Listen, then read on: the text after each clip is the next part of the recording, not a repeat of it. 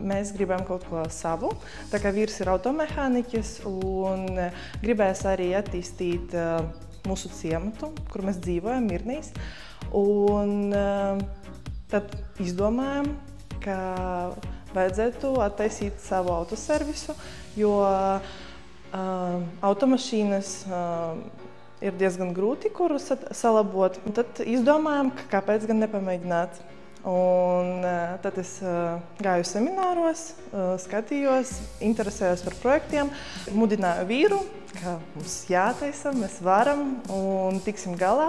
Un tā arī radās tā ideja, tad mēs sākam meklēt informāciju par būvprojektu, kā to vispār var realizēt. Izgājām cauri visiem pārbaudījumiem un projekts tika apstiprināts.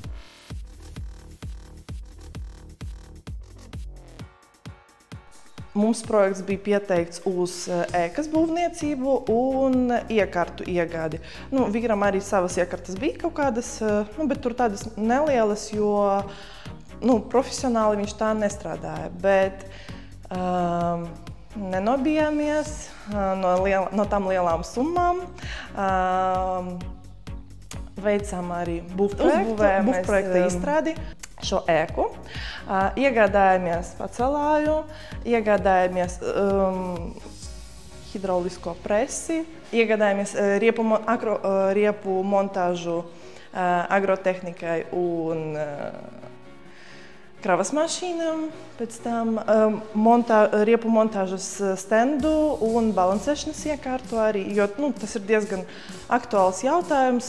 Vispār izvēle bija tāda, lai tas nestāvētu tikai tāpēc, lai tas stāv, lai tas tikai iegādāts, bet tiešām, lai tas strādātu un būtu aktuāli. Kā arī, var teikt, ka mūsu rozīnīte ir tas, ka mēs iegādājāmies arī bremžu pārbaudes stendu, kas tuvākais, mums Daugavpilī ir, bet laikam varbūt vienā autoservisā tikai.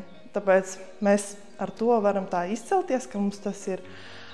Kompresoru arī iegādājāmies. Un tas laikam arī bija viss, ko mēs iegādājāmies. Arī par savām naudiņām papildus iegādājāmies arī lukturu regulēšanas iekārtas. Jo tas jau tādi sīkākie. Mums svarīgi bija iegādāties tās iekārtas, kas ir tādas dārgākas, lai vispār uzsākt to darbību. Pirmkārt, mēs gribam iekārtot nelielu tādu vietiņu priekš klientiem, kā uzgaidīšanas telpu. Kā arī vēlamies vēl piebūvēt klāt, jo, piemēram, agrotehnikai ir nepieciešama liela, šeit tā var darboties, bet mēs saprotam, ka ēka nav pietiekoši liela, lai atsevišķi veiktu agrotehnikas riepu montāžas darbus.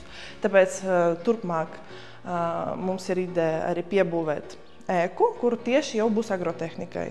Un, kad mums brauca pārbaude, viņi arī tā kā mums ieteica, ka nav jābaidās no projektiem, ka mēs varam droši vēl pieteikt, tā kā attīstīt to visu.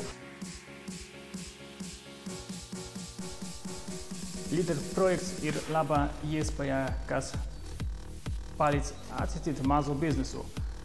Aicinu izmantot Eiropas finansējumu un pildīt savu sapni. Tas izdevās man, izdosies ar tevi.